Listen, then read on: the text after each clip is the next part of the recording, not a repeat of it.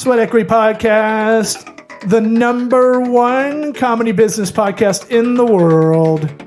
We'll do it live. We'll do it live. The random one. We've got Sorry. Adam and Jack, some long in the tooth fellas from Maximum Value.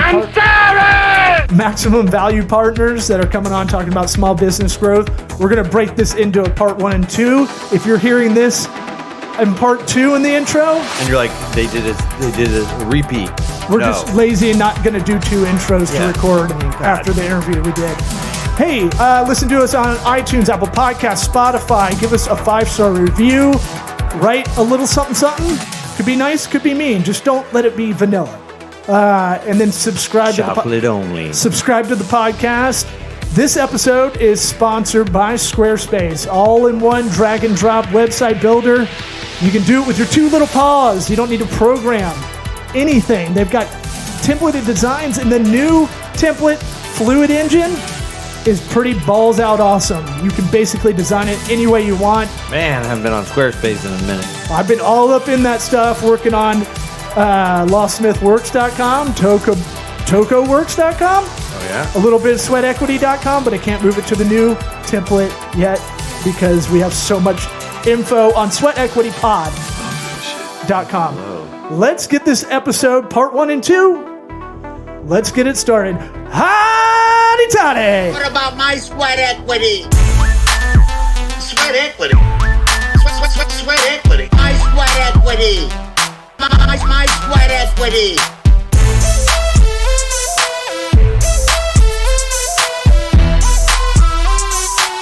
Sweat equity. What about my sweat equity? So how do you guys, how much of people's personalities and lives do you get into to kind of, assess them, or even, I'm guessing the DISC report gives you a little bit of that, but like just their daily habits and things like that, or just like how their own spending habits. You might look at them with a really nice car that they can't afford, and they're also trying to run a business. The $100,000 millionaire. Yeah. Right. Well, we try to keep things focused on business, but as you might imagine, things, personal lives get involved a lot. As we're talking, last time on the show, we've coached a lot of couples over the years. So you got spouses. So we're talking about that, in terms of what happens, what doesn't happen, right? During the day. God, that's intense. Okay, I'll leave the room. You and Eric, you can talk to Eric. Well, just it's true. That's like beyond couples therapy, probably, because then it's the money. And it's He was recently all up in that. He's now in a better life. Yeah, don't need that. But was definitely doing the mom and pop shop. I'd be like, okay, which one of you two is gonna not be involved in the business, because this isn't gonna work. Well, I grew up with that. My parents worked together for 40 years. I thought it was normal. Oh, I didn't okay. realize how unusual. I didn't realize how unusual it was. So we got in the real world and saw that it's very difficult. Well, it's difficult. Well, you might be. I don't know. No, it's certainly unusual, right? To be able to do that. And not everybody loves being with their spouse 24/7 either, right? But you have a lot of family that often gets involved in business too. So again, a lot of personal stuff will come up. We try to keep the focus on the business side of it. Jack and I are not, armchair psychologists. We're going to, take care of all their marriage problems or their kid problems or their sibling problems, right? It's more focused on in the business and whether you should have those folks in the business or not too. That's a big challenge. Who do you bring into your business? And usually it starts with friends and family and folks that you know, like, and trust, as opposed to strangers. You probably have a good story or two, though, from the couples. Maybe we want to hear that's this. That's what we make our podcasts out of usually. The issues that we encounter when we're coaching. They tell us everything. I mean, we serve as a buffer. We should have a psychology degree, but we don't. And they're desperate to talk to somebody. They just don't get information easy. Colleges don't provide it the way it should, and professional services, lawyers, accountants, they don't either. They're collecting taxes. Well, they might be put out of business with all the people being added to the budget here. But business is psychology when you really break it down. It's really trying to figure out a lot of behavioral kind of management is a lot of it. I mean, marketing is for sure. Marketing for sure. Your intra personal relationships with partners, vendors, all that stuff. that's I always see it kind of that way. And my buddy called me a business therapist because, he came in wanting to be a client and just spewed all this stuff out. And if I tell them I'm a comic up front or they know that already, good Lord, they will say the most crazy shit of like ever. And you realize people do that, huh? Yeah. I don't need to hear this intense. I actually liked it because I want to know where their brain's at. I want to know if they're really invested more than money, when they're working with me. I want to know if I should have really assessed that as risk in a better way so that I didn't get bad clients. But we've talked about it on this show. If we have one thing we've talked about the entire podcast series is entrepreneurship's lonely. Even if you have your partner right there that's working next to you, because you guys are dividing and conquering, Can you guys have any, but do you guys have any fun? The game's between your ears like golf. Called it back. But do you have any salacious stories, some fun stuff? Like what have y'all been talking about on your podcast? Please don't talk shit about us on your next episode. Do it. I don't know. Actually, yeah, that'd be fine. Yeah, we can use the exposure. Actually, be worse if indifference is the biggest hate. All right. No, so you talk about couples working together. So I'm guessing the two of you have been involved at some point where you've had a couple that has an argument in front of you, and it kind of gets a little bit out of hand. And now, depending on your style, you might get some popcorn and let's watch the fight and see how it kind of goes. But most people try to get out of the room, right? And so we had a client for we were maybe a week. We were about a month and a half into it. We go in to meet him this morning, and when we walk in, the two of them are literally yelling at the top of their lungs at each other in the office building, right? That has 30 other companies in it, and they're yelling at the top of their lungs about something that happened 3 years ago at home that he forgot about, right? And literally, like, there's a vein popping in the middle of her forehead, yelling at this guy. And I said, "What happened?" And again, when they tell us what happened, I said, "Really? And you're bringing this up here now?" I said, "Yeah, I understand how uncomfortable everybody is, not only in your office, in this entire building that people know about you guys. People talk to the manager about you guys. Hey, the people in office 2, 3, 4 up there, they're very stressful. We could tell when they're in the building because it's always loud and they're always yelling at each other. It's absolutely crazy. How does that happen? All right. So you can get that on one extreme. The other extreme would be partners walking past each other in the hallways, not saying hello to each other. They just can't stand each other anymore. And so they've learned to kind of bite their tongues. We've had everything from spouses like that, or we've had brothers, right, who are great brothers but opposite styles. One says black, one says white, and they're both former wrestlers. And they said, well, we almost knocked out Greg out in the office, but they said, hey, tell you what I'm going to do here, brother. I'm cracking myself up. Smackdown going on, right? Well, but they said, look, we're great brothers, but we are terrible business partners. It just doesn't work from that standpoint. So starting to kind of understand, what you bring to the table from that standpoint could be very, very helpful.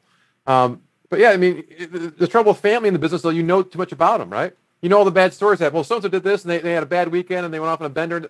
Okay, well, you know about that because they're your cousin or they're your sister, not because, it's relevant to what they're doing day to day. So often those things can get in the way from what's kind of going on and not be able to help the business go forward. I want to know what the guy did 3 years ago. Well, he was yelling at I was going to say, like, something very minor. A woman that remembered something? I know. The more minor, very the funnier. Small. Right, yeah. My friend... Something to do with a closet. Something, again, it was so... I couldn't believe that's what she was mad about. My friend Liz Newman calls it, women will go through the file cabinet and, like, they have their Dewey Decimal System of shit they will bring up. Solid state drive. And it's just... Instant access. Yeah, exactly. Like, Neuralink. Just, right. Yeah, I got this on demand anytime, like Disney Plus or something. Yeah. It's, I want to hear about the wrestling guys. Yeah. The brothers. Do you smell what the Ebola is cooking? Yeah. Was it the Bushwhackers? Yeah. Getting into bushwhacking? What happened was they always knew that, again, the employees, much like kids, would come to whichever one gives them the right answer, so they would know which one to go to for different answers. But it was to the point where the one brother came to us and said, look, I can't work with my brother anymore. We said, okay, we can help you through that discussion, but, let us know. You have to bring it up. We can't bring it up. And so he brought up, we were about a year into coaching him, and he brought up, during one of the meetings, his brother had no idea. You can see his brother, was literally, pushed back in his chair, but almost brought to tears, like he was just surprised. He said, look, I don't care Like, you can buy me out, I'll buy you out, whichever one's fine, but we can't keep going as we are. So the brother who brought it to the table is one who wound up selling out, which is fine. And this is like probably 10 years ago now that it's been.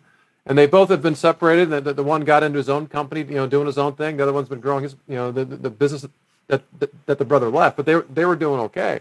But again, they were very good brothers. But as business partners, it was too hard. And almost part of this, again, maybe you have it's two alpha males kind of going at it, right? It's hard for them to survive together. They have to have their own space to be able to do things, to be able to kind of flap their wings. And so it becomes very, very difficult. So again, understanding themselves, understanding each other very well helped them get through that process, for sure. Yeah, I just heard a quote from Robert Kelly, a comedian, about comedians being married. I was married to a comic, didn't work out. And he's like, the couple should only have one headshot in the relationship. Right. I thought that was pretty genius. A lot of people can't. No, I think it can work. I just think it is unusual. I think family business, honestly, if you can avoid it, right? Like, if you're not that tight family, or you are two alpha entrepreneur brothers that maybe have the same skill set, right? So they're, they can't really divide up everything. They literally used to do the division of labor of physical stuff or whatever. They're ballerinas. Are you going to help me? Yeah. Now it's all paperwork. Right. I don't want to do that. And like, I feel like I see it, the family business strife, I see it when they're coming together but have the same skill set. So it could be a brother, it could be husband, wife, whatever, husband, wife, whatever. Husband, wife, husband. Yeah. Do it into another one. Yeah. Utah. A throuple. Yeah, well, it's hard to have those discussions with family, because with family you have to see them. You have to see them at family functions, at the holidays, that kind of stuff. And so we had a situation years ago where it was transitioning from one generation to the next, and they wanted the two kids to take it over. The one kid had been working in the business since he graduated from school. The other one kind of came in a few years ago, and these two brothers couldn't quite get along. They're trying to find a place for the one brother. To your point, it just couldn't quite fit, and it's hard to have the discussion to fire your brother and talk to your parents about it, right? Especially when you're trying to transition. So we found an opportunity where the one brother basically threatened to quit. And he called us and said, hey, so next time he says that, you got to grab on it with both hands and not let it go. So it was about a week later, he threatened to quit again. I said, fine, you know what? If you're going to quit, that's it. If you say it again, you're done.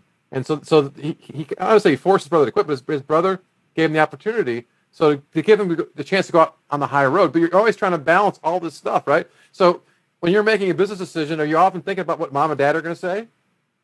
Well, if you're in family business, you almost are all the time. And so you can imagine how confusing that can be, or how that can impact or delay important decisions.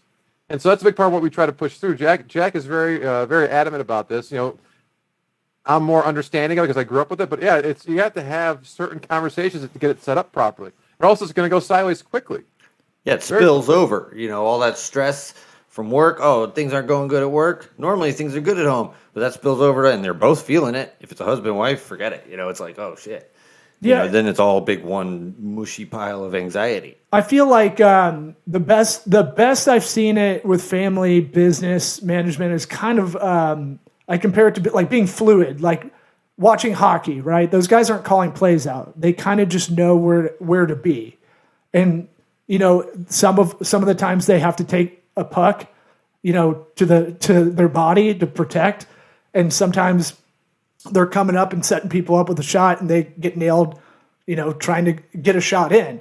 It's kind of that thing of like, oh, they're getting beat up no matter what. I thought you were going to say score the winning goal. I was trying to think of it. I was trying to think and of then he gets punched in the face trying to do that. Backline, front line. If you had a partner that was one and the other, you're going to get shit either way. You have to concede a little bit, but they're playing to their strengths already because they're in the position of a defensive person over here and a wing.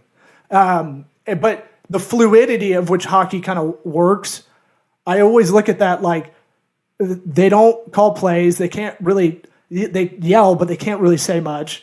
They also only work for 90 seconds at a time. Right, but that's the 110%. And that's how it can feel in business. Like you can feel like you're under pressure, and then all this other shit comes in. If you're not fluid, it just gets in the way. And welcome to a file cabinet argument from 3 years ago. There's a closet. What? You don't even remember stuff like that. Ooh, I've got a So good hypothetical insensitive. for him, and I split the room with this hypothetical. What do you think couples all time have fought over? This is all time in history. How to wash dishes or the temperature in the room? Fucking stumped him. I'll go with temperature in the room. Yeah, I will too. I always think it's an easy answer. Definitely temperature in the room. See, I've gotten it 50-50. I even put it online as a poll to see what it was. I'm surprised. I want to see these people. Doing the dishes back in the day, you had to do dishes in the river. It was a bigger deal. Like maybe you didn't have paper towels. So maybe it was palm frond. If we're going like Flintstones, now kind I've of got my cartoonish, own river. right? Like, don't use those dishes. Those are for company, kind of thing. Well, didn't you just throw it as part of the laundry basket going down the river? You just throw them in there with that, didn't you? I mean, so whoever's doing the laundry does the Yeah, but dishes. you got to have your head on a swivel like a linebacker. Like you got to be looking because look, your baby could float down the river. Crocodile eat Yeah, it, crocodiles and stuff, typhoid, right? stuff like that. Consumption. I thought I had y'all split. I feel like have you seen couples be mired in that and get out of it? Is there a good? It's like where they're fighting for eons, and then they did ayahuasca. Or how did it turn out with the couple fighting over the closet from 3 years ago? Yeah, it didn't work out very well for their marriage or for the business. The marriage failed a couple years later, and then the business failed right after that. You know, they actually But the business made it longer. a little bit. Yeah, Good job, guys. because it was assets when they divorced. and they had customers who were paying them for a little while afterwards. But no, they had a life coach come live with them for a weekend, God damn. and we were joking about being a fly on the wall for that, and film that and see what really goes on. You get a real behind the scenes look. A lot of masturbation, probably. But yeah, right. So it's not if the marriage is not solid, business is not going to help. It's like having a kid to help fix your bad marriage. Right. It's going to make it worse. Eric got a dog. There you go. See, My dog. listen to my 13-year-old self. I got a dog out of it. Yeah. I'll bring that back too. How long have you guys been together? How long have you been together? He and I. When do we meet on Grindr? This is like on the show together 5 years. Yeah, I was doing it a little bit before Eric came on. He came on as a guest. We had recorded sketches and stuff, done comedy stuff previous. He came on as a guest, and I was like, "What are you doing?" And then, yeah, that was about it. Happily ever after. This is the longest relationship I've got. Yep. 5 years, pretty good. Yeah, Pretty good. yeah, you're beating out my ex-wife. I think. Yeah. I don't have to say beating out. Well, you're not Poor beating choice. her up. She's a small Asian. I don't have to woman. beat her at all. I've surpassed her. Any other nuggets of advice before we close this episode out? We like talking to you guys. I want to have you guys back on. Yeah, we like talking to you guys too. You're a lot of fun. And if you need scab guests for your show to come in, like a real guest falls through and you need some replacement USFL players, we can fill in. Good enough. All right. What any other? What's been on y'all's mind the most? What kind of last thing, and we'll close this out. What's been kind of recently y'all have been talking about a lot on your show? Well, we've had a lot of discussion about couples has been one, but we've got just in terms of leading yourself. It's something you guys talked about a little bit earlier in terms of just kind of knowing yourself and be able to kind of lead yourself, set goals. What does it mean to kind of set goals and have priorities for you? That's been a big part of what we've talked about. And we've talked about off the air. There's been a lot of deals going on. People looking to sell or buy companies. That's a big way to kind of grow. That's it's a big area that we help a lot of our clients with. And so it's one of those things that involves the numbers though. So I saw a lot kind of doze off for a second, but you have to involve the numbers as part of doing the deal, right? So, but that's a good way to be able to grow your business quicker. Either add more products or services, or be able to take folks out from that standpoint. Do you see any of the macroeconomic kind of news fear of the fear that's been out there about? I was just reading like, not a surprise, we don't have enough houses or something like that. Because of the 2008 recession, the builders didn't want to build. So it's like the lowest supply of homes since like 2014 or something like that. Or confidence. I think the confidence of builders. There's more real estate agents than there are houses available. That's That's pretty funny. depressing. Yeah, Them. it's true. It's like a backup job for a lot of people for some reason. I'm like, it's harder to be a real estate agent now because everybody used to have they used to know houses before the internet. Like you knew stuff. They're Like, gonna all go. half go your job away, was like slowly go away. knowing where all the speakeasies are, and then now it's all about really just being good at the contract aspect. You're right. It's evolved. Part of the beauty of small business is that you react to a lot of those big picture things going out there, but usually there's ways around it. I mean, a big part of being in small business and being an entrepreneur is reacting and adjusting. And so, whether it be inflation that people are worried about, or pricing that, it seems to kind of cool down a little bit. But, people always have some boogeyman that they're afraid of. And part of the beauty of running your own thing is you have the choice of what you want to do about it. So over the last year and a half, you get a chance to raise your prices. If you haven't raised your prices by now, chances are it's going to be a little bit harder. But hopefully you did. And so, part of the beauty of small business is you don't have to, necessarily be as worried about those because you can react to them. You can't control them, by any means. And so, but you have the ability to be nimble and to react quickly. Adaptability, yeah. Jack, do you have anything? It's hard to get excited about the future when it's so uncertain. So, if you're talking about short-term planning, you almost can't do it. It's without a plan, you're dead. And just very simply, and we aren't talking MBA style type planning with 70 pages and all kinds of graphs. And we don't believe in it. Even though we're college educated and come through the Kool-Aid, basically. You got to understand numbers, and you have to basically be flexible and have fun. When you get to become an old codger, then forget about it. It's just not going to work. You got to instill enthusiasm in your company. It's up to you to set the right culture. And we try to teach that because it's so important. Everything else is going to fail unless you have a good plan. Everyone understands it. Everyone's involved in what's going on in the company. You get to that point and you're successful. You are. And again, we define success as growing sustainable profits. The rest of it's bullshit. Anything that, you get a marketer talking to you and you listen for 8 hours over a couple of weeks and they never mention the word sales. How in the world can you have marketing without sales? How can you not have an eyeball on sales? This could go for another hour. Oh no, I have a question about where you're saying about having everybody in the company know what's going on. Can you speak to that a little bit more? Just have a plan with the plan. Does the owner understand profit and loss? Does he know what a balance sheet and a profit and loss statement is? Chances are no. Statistically, at least half don't understand it. We'll ask somebody, well, were you profitable last year? Geez, I don't know. I gotta call my CPA and I'll let you know. So you gotta have that component in it. You have to. And if you have that and you put it in a format that you can quickly assess and make decisions on it, you're going to stay out of trouble. You have to.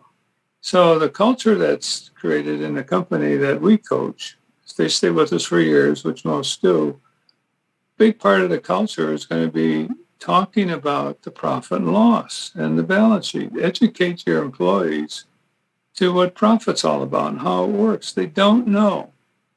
They just don't know. They don't have it figured out. As you can understand, it's pretty complicated. And that's important, and bring them into presenting components of the plan. So between a well-understood profit plan and understanding profits, you as the owner, especially if you can, you get people talking about that. So rather than going on a lunch hour or wherever they're going and they're bitching about the company and talking about stuff that's nonsensical misinformation, as they like to call it today, they talk about incentives, small incentives to become a utility czar, for example. You pay for electricity and water, all the utilities. Why shouldn't somebody be in charge of that. And why shouldn't they learn presenting skills? By presenting, I mean be able to talk about a small little carve out of the profit plan and make Susie the one who's going to understand the different rates and the different stuff. Get them involved in pretty intelligent stuff. Your good employees are going to gravitate to that and love it because they want to learn. And if you get good employees, which is pretty tough to do, well, you got to covet them. You got to hold on to them. They're going to make all the difference in the world. And we have a lot of fun teaching that. Both of us have a financial background, but I have an operations background and the companies I bought and before that too. So we take them through that. Owners talk about, big corporations talk about they're the biggest asset are our people, and they don't do squat for them. It's wrong. So get me on a rant. No, we're going to let you go as long as you want. I mean, yeah. I asked the question. That's the beauty of the podcast. We're not radio, and we don't have to cut to a commercial. So just buttons on a keyboard. Boop, boop, boop. But So I had a quick question for you, Jack. You mentioned the term old codger. Is there a young codger? I only hear it referred to as an old codger, right? Codger. Codgers. I think by using codger, you're Automatically, you're a codger. Automatically. Yeah. It's like 22 skidoo or something. That's right. Those are good. Good old phrases, right? I'm going steady with my lady. You got anything else? Not after that, no. Yeah. Thanks for coming on. We'll have you back on Q4 of this year, probably something like that. Okay, yeah, we'll plan it for Q4. I just wanted to sound formal. Well, Q4, we'll have you on. Thanks for coming on, y'all, and we'll link out y'all's social and website on our description of the episode. Appreciate it, guys. Glad you could join us this time, Eric. Meeting you. Good seeing you again, Law. Yeah. Guys. Thanks, guys. Have a great